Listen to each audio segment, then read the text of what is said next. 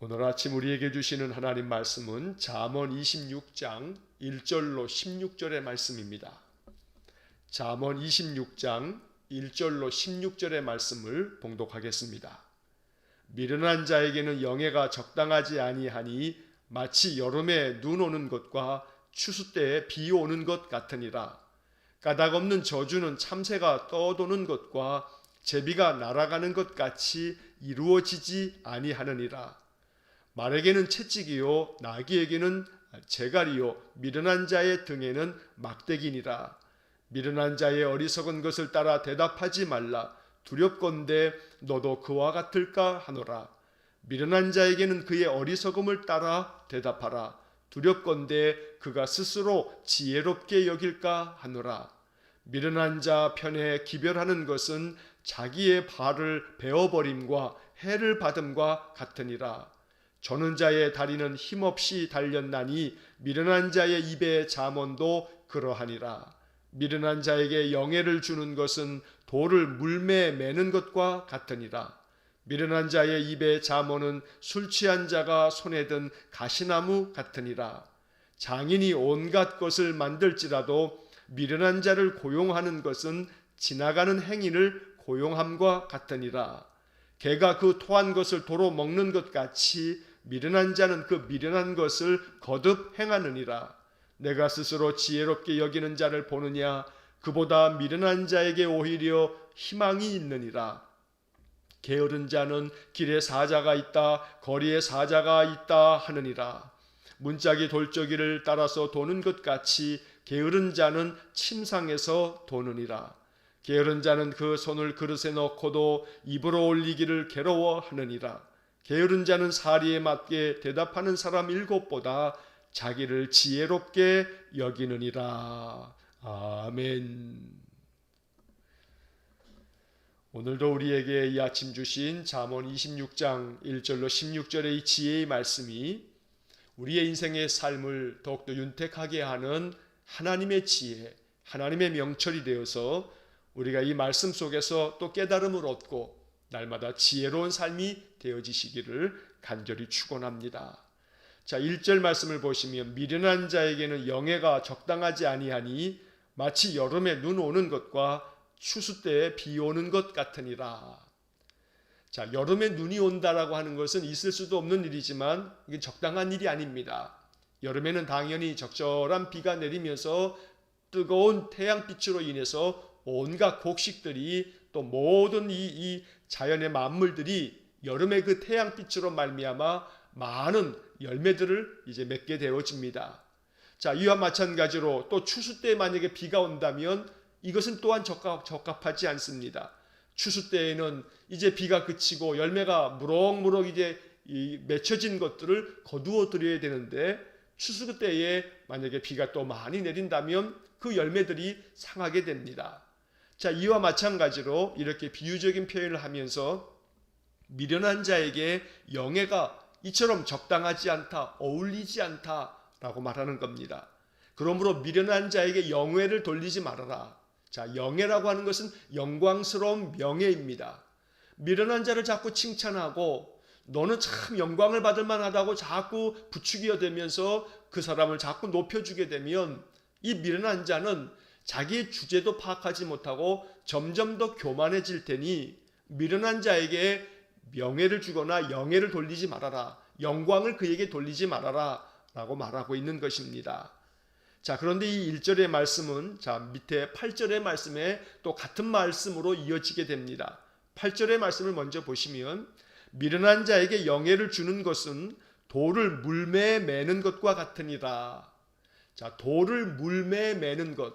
여러분, 물맷돌 그러면 우리가 사무엘상에서 바로 다윗이 골리앗을 넘어뜨릴 때 사울 왕이 다윗에게 칼도 주고 여러 자기의 갑옷도 입혀주고 그렇게 골리앗에게 나가도록 무기를 내어줬지만 다윗이 그것이 자기에게 적합하지 않으니까 다 벗어던지고 자기가 늘 이 양이나 또 소들, 염소들을 그가 돌볼 때 그렇게 여러 그런 아주 못된 짐승들이 자기의 양들을 해치려 할 때 그 물매를 가지고서 물리쳤기 때문에 그 나무에다가 끈을 이렇게 묶고 그 밑에 가죽에 대어서 거기에 돌을 끼워서 빙 돌려서 내치는 그런 물매.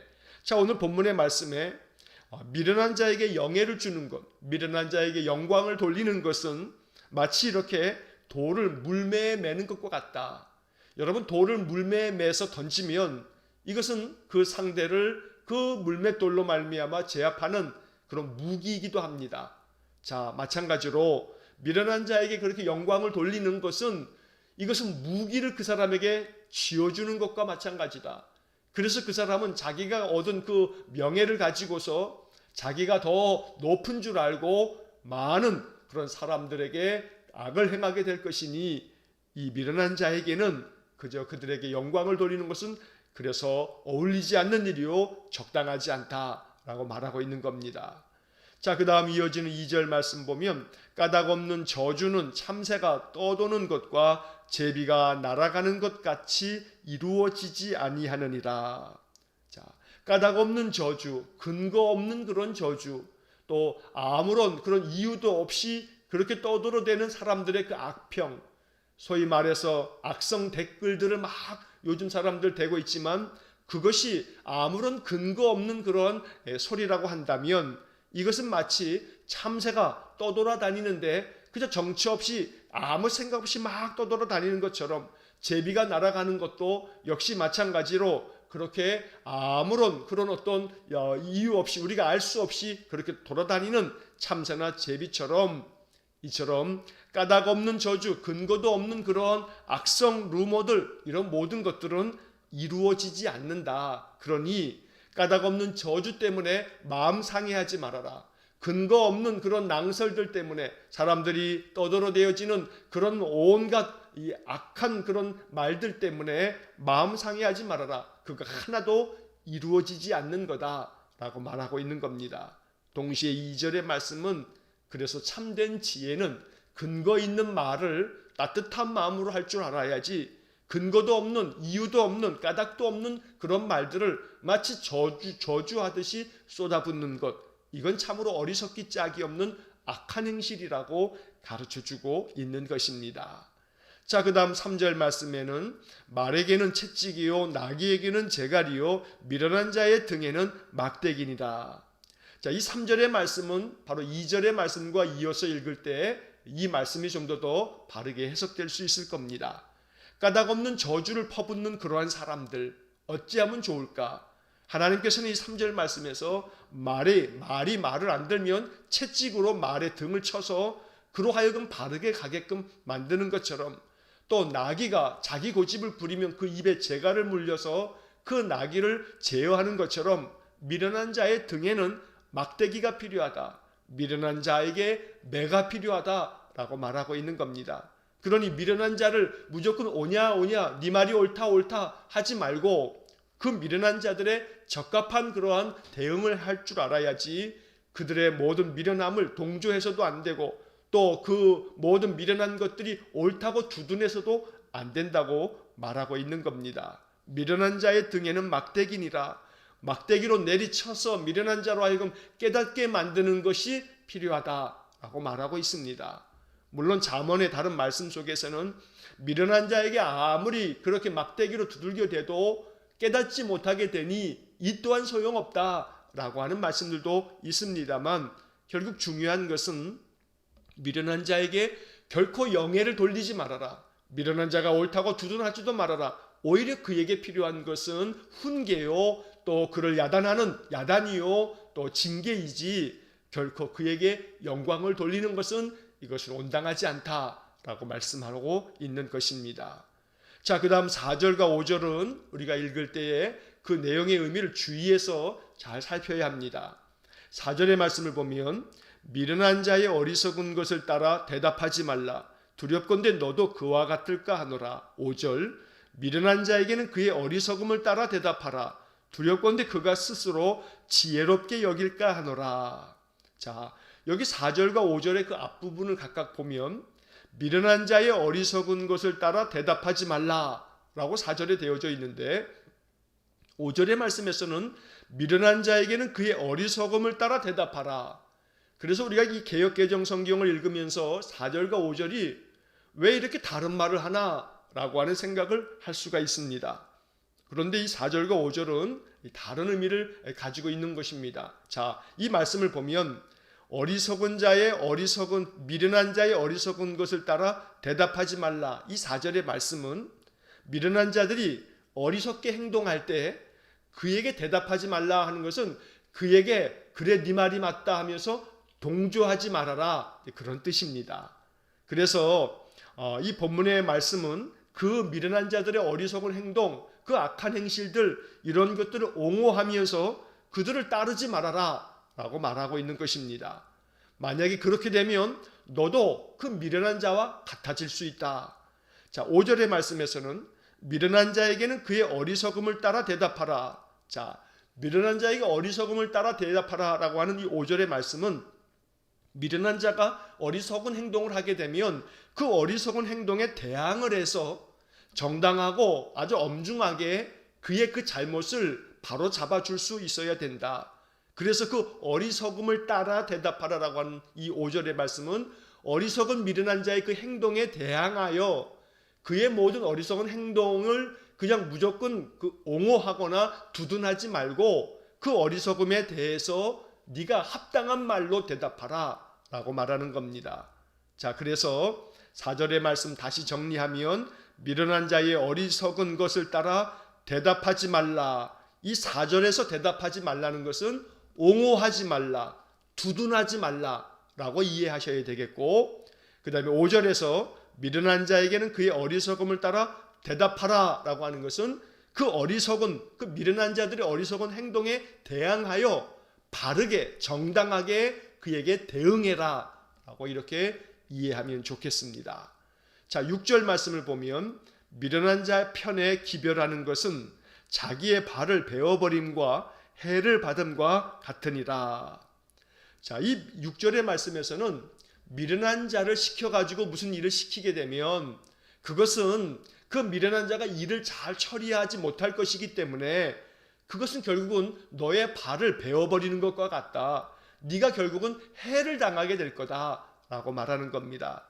그래서 어떤 일을 시킬 때에는 반드시 이 사람이 지혜로운 사람인가를 잘 분별해서 지혜로운 사람에게 일을 시켜야지, 그래야지 네 마음에 흡족한 결과를 얻게 될 것이지, 미련한 자를 통해서 만약에 무슨 일을 진행하게 되면 네가 낭패를 보게 될 것이고 너의 발을 베어버려야 할 만큼 손실이 있을 것이고 또 많은 괴로움이 쌓일 거다라고 말씀하고 있는 것입니다. 자, 여기 이 6절에서 미련한 자의 편에 기별하는 거, 기별한다는 것은 소식을 전하는 게 기별입니다.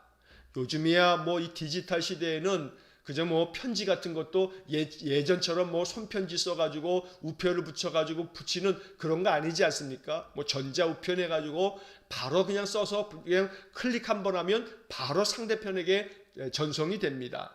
그런데 예전에는 그런 어떤 디지털 시대가 아니니까 무언가 어떤 소식을 전하려고 하면 사람을 중간에 끼워서 뭐 글을 써서 보낸다 할지라도 사람을 통해서 보내야 합니다.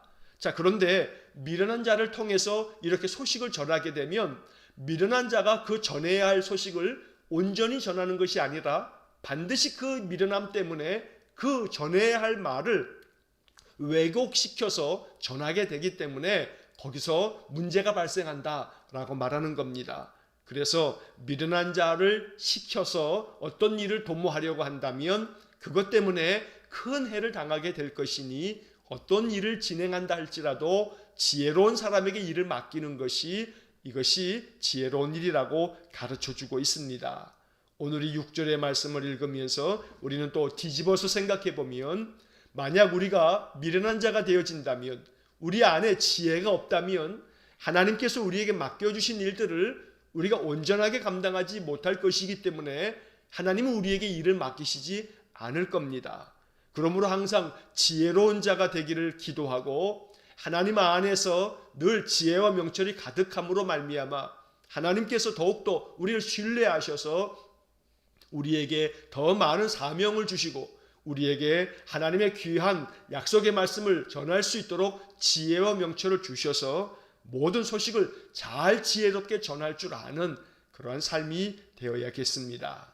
자, 7절 말씀을 보시면 저는 자의 다리는 힘없이 달렸나니 미련한 자의 입의 잠언도 그러하니라. 자, 다리를 저는 사람들, 그래서 그 다리에 힘이 없습니다. 왜냐하면 다리를 절고 있는 장애가 있으니 당연히 다리에 힘이 없게 됩니다. 자, 그러다 보면 이 다리라고 하는 것이 튼튼해서 자기 마음에 원하는 대로 어디든 갈 수 있어야 되는데, 그렇게 힘이 없는 다리는 참으로 여러 가지 많은 불편함을 끼치고 어려움을 끼치고, 그리고 어떠한 유익이 되지 않는 것처럼 미련한 자의 입에 있는 그 잠언의 말씀들 또한 마찬가지다. 다시 말하면 미련한 자들은 잠언의 말씀이 주어져도 이 잠언의 말씀을 자기에게 적합하게 힘이 되도록 사용해야 하는데, 그런데 그렇게 못한다는 겁니다. 다리가 힘이 있어야 그 다리가 제 기능을 발휘하는 것처럼 잠언의 말씀도 이 힘이 있는 말씀이 되어야 하는데, 그렇지 못하면 아무 유익이 없는 쓸모없는 것이 되어버리고 만다. 미련한 자에게 잠언이 그와 같다라고 말하는 겁니다. 오늘 우리가 지혜로운 자가 되면 하나님 주시는 잠언의 말씀이 우리에게 유익한 것이 될 것입니다. 매우 유용한 것이 되어서 이 잠언의 말씀이 우리에게 큰 그런 축복이 될 것입니다. 그러나 만약 우리가 미련한 자라면, 그러면 잠언의 말씀이 아무리 주어져도 이 잠언의 말씀은 우리에게 아무 쓸모없는 그냥 하얀 종이의 까만 글씨에 불과할 것입니다. 그러므로 하나님 주시는 잠언의 말씀이 우리에게 양약이 되고 생명나무가 되고 생명수가 되어지기 위해서 하나님 앞에서 지혜로운 자 되기를 간절히 기도해야겠습니다. 자, 그 다음 8절의 말씀은 아까 1절의 말씀과 같은 말씀으로 말씀을 드렸고, 이제 9절의 말씀을 보시면 미련한 자의 입의 잠언은 술 취한 자가 손에 든 가시나무 같으니라. 자, 좀 전에 7절의 말씀처럼 9절의 말씀에서도 미련한 자에게 있어서 잠언의 말씀이라고 하는 것은 9절의 말씀에서는 이것은 그 미련한 자가 가지고 있는 가시나무 같은 거다. 가시나무는 휘두르다 보면 그 가시 때문에 자기 자신도 상처를 입을 수도 있고 주변 사람들에게 상처를 입히게 마련입니다. 자, 미련한 자는 잠언의 말씀을 가지고 있어도 이 잠언의 말씀을 지혜로운 말씀으로 생명나무가 되도록 사용하지 못하고, 오히려 잠언의 말씀들이 이것이 가시나무가 되어서 오히려 생명과 같은 말씀이 주어져도 이 말씀을 그저 미련하게 사용함으로 말미암아 가시나무가 상처를 입히듯이 그렇게 사람들에게 상처를 입히는 말만 하는 그런 어리석은 삶을 살게 된다는 겁니다.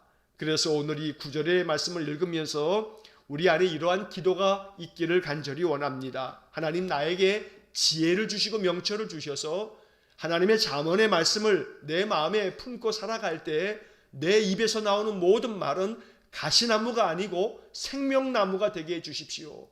내가 말하는 모든 말은 사람들에게 생명나무 같이 그 사람들을 살려내는 그런 생명나무 같은 그런 말이 되도록 내 입술에 잠언의 말씀을 더욱더 풍성하게 담아주십시오. 이것이 우리의 기도가 될 수 있기를 간절히 축원합니다. 자, 10절 말씀을 보시면 장인이 온갖 것을 만들지라도 미련한 자를 고용하는 것은 지나가는 행위를 고용함과 같으니라.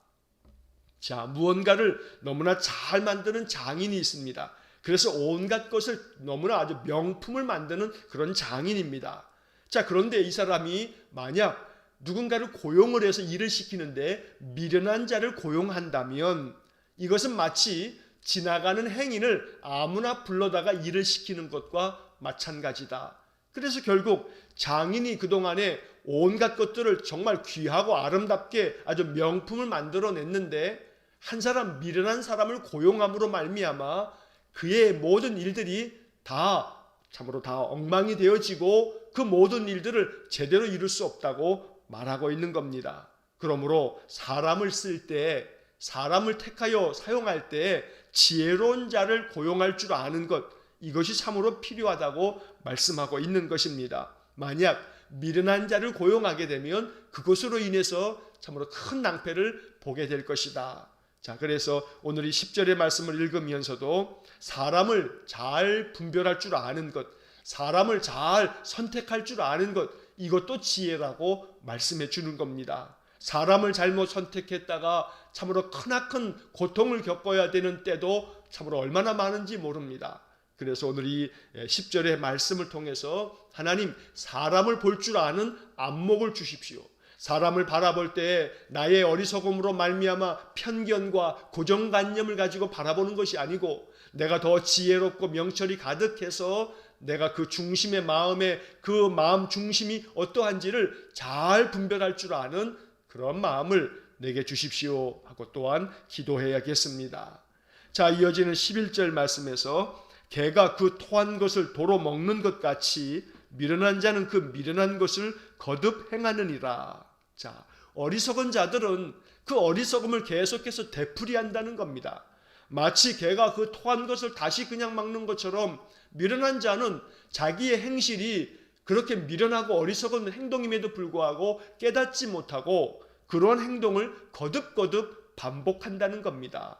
자, 그래서 우리는 이 11절을 읽으면서 언제나 나의 행동이 지혜로운 행동인지, 이것이 모든 사람들에게 참으로 칭찬받을 만한 그런 일인지 늘 살펴서 만약 이것이 그릇된 일이요 옳지 못하며 하나님도 기뻐하시지 않는 그런 것들이라면 거듭 행하지 않는 그런 지혜가 있어야 되는 것입니다. 미련한 것을 거듭 행하지 않는 것, 이것이 지혜로움입니다.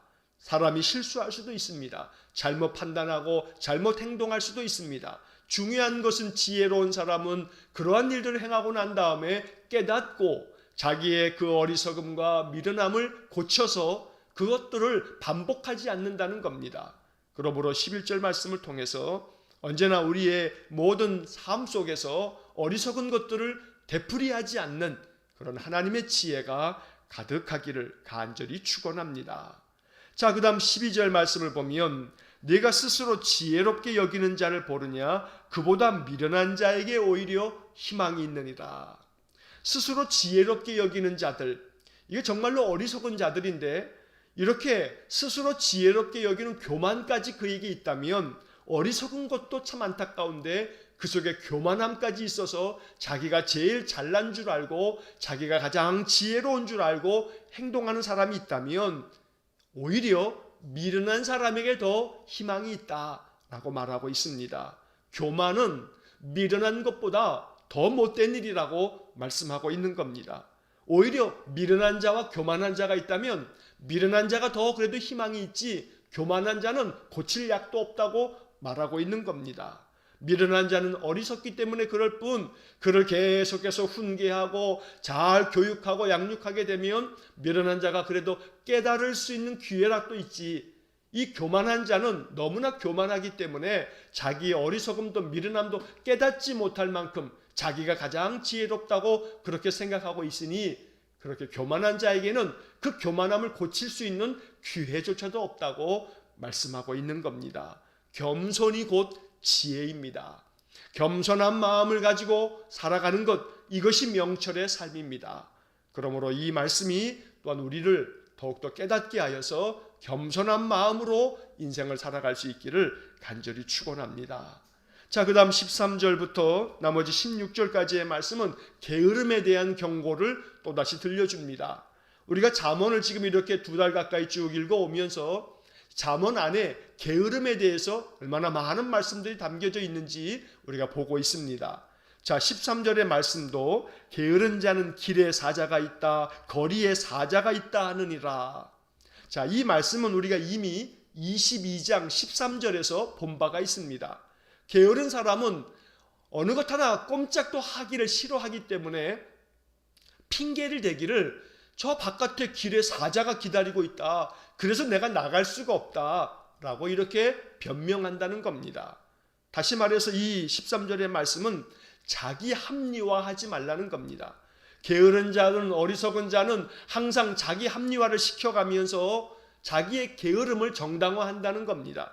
바깥에 사자가 있고 길에 사자가 있으니 나는 나가서 일할 수 없다 하면서 일하지 않고 게으름을 핀다는 겁니다.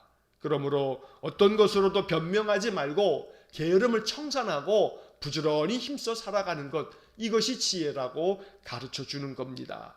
자, 14절 말씀에서는 문짝이 돌저기를 따라서 도는 것 같이 게으른 자는 침상에서 도느니라.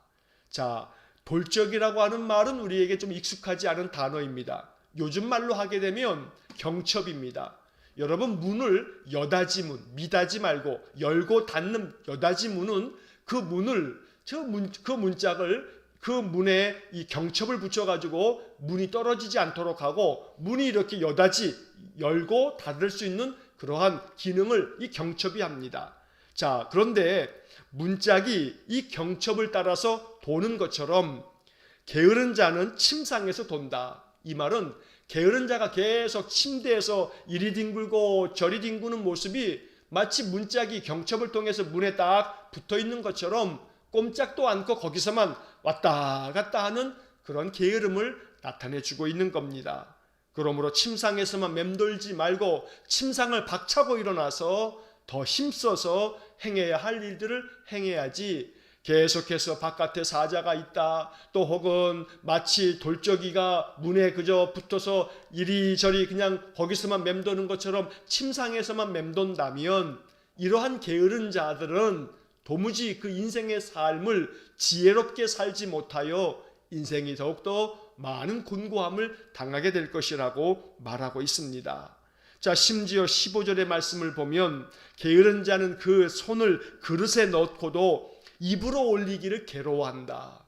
자, 음식을 먹기 위해서 그릇에다가 손을 넣어서 떠서 먹으면 되는데 이것을 입으로 올리는 것조차도 괴로워하고, 그래서 그것을 입으로 올려 먹지도 않는 그러한 일들이 있으니 이 얼마나 게으른 자, 참으로 어리석은 자인가를 말씀하고 있는 겁니다. 게으름이 어리석음이라고 말합니다.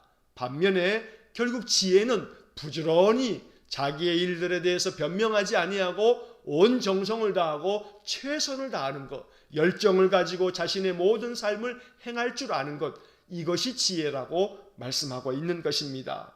언제나 우리의 인생의 삶의 모든 일들을 열정을 가지고 부지런하게 더 힘쓸 줄 아는 그러한 참된 지혜가 있기를 간절히 축원합니다. 자, 마지막 16절 말씀, 게으른 자는 사리에 맞게 대답하는 사람 7보다 자기를 지혜롭게 여기느니라.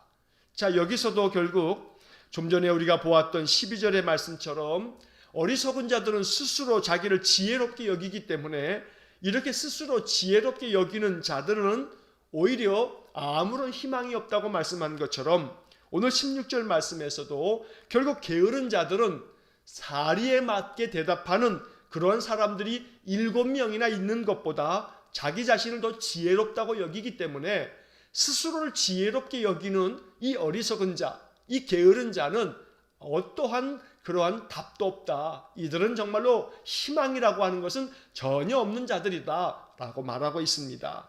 그래서 우리는 16절의 말씀을 통해서 자기를 지혜롭게 여기는 것, 앞서 12절에 말씀한 것처럼 교만한 마음을 가지고 있는 것, 이러한 자들에게는 어떠한 대답도 답도 없으니 겸손함이 최고의 지혜다 라고 다시금 강조하여서 말씀하고 있는 것입니다. 언제나 하나님 앞에 기도할 때마다 하나님 나의 심령 겸손함을 주셔서 언제나 주님께로부터 배우고 또 여러 가지 인생의 삶 속에서도 겸손한 마음으로 배워서 더욱더 지혜가 가득한 그런 인생이 되어지도록 늘 기도할 수 있기를 간절히 축원합니다. 오늘 이 잠언 26장 1절로 16절의 말씀에서는 미련한 자들이 어떤 자들인지에 대해서 쭉 이야기하고 게으른 자들에 대해서도 이야기합니다. 결국 오늘 본문의 말씀이 주는 이 지혜로운 교훈을 통해서 우리의 인생의 삶이 보다 더 하나님 말씀으로 인해서 지혜와 명철이 충만한 그러한 삶이 되시기를 주의 이름으로 간절히 축원합니다. 기도하겠습니다. 사랑과 자비가 풍성하신 하나님, 잠언의 말씀을 읽고 묵상할 때마다 말씀으로 인해서 우리가 더욱더 지혜로워질 수 있도록 은혜 주시기 원합니다. 지혜의 왕이신 우리 주 예수 그리스도께서 언제나 우리 성도들에게 더 깊은 깨달음을 주시고 성령께서 우리의 마음 가운데 계시하여 주셔서 날마다 주님의 말씀으로 인하여 분별력을 가지고 인생의 모든 삶을 더 부지런하게 힘써서 겸손한 마음으로 우리의 지혜가 더욱 풍성해지는 귀한 복을 내려 주옵소서. 오늘도 한날의 삶을 주님께 의탁합니다. 하루 동안 감당해야 할 모든 일들 속에 하나님의 지혜가 가득하므로 어떤 것도 소홀함 없이 지혜롭게 판단하여 잘 행동함으로 말미암아 모든 것들 속에 하나님 주시는 풍성한 열매가 가득하게 해 주옵소서. 한날의 모든 삶을 주님께 의탁하오며 예수님 이름으로 기도하옵나이다. 아멘. 우리 구주 예수 그리스도의 은혜와 하나님 아버지의 극진하신 사랑과 성령의 교통하심이 날마다 하나님을 의지하며 지혜의 말씀을 통해서 인생을 더욱더 지혜와 명철 가득한 복된 삶으로 만들어가기를 소망하며 기도하는 머리 숙인 귀한 성도들 외와 저들 가정과 또한 온 가족들과 우리 성도들의 모든 삶의 영역 위에 이제로부터 영원토록 함께 하시길 간절히 축원하옵나이다. 아멘.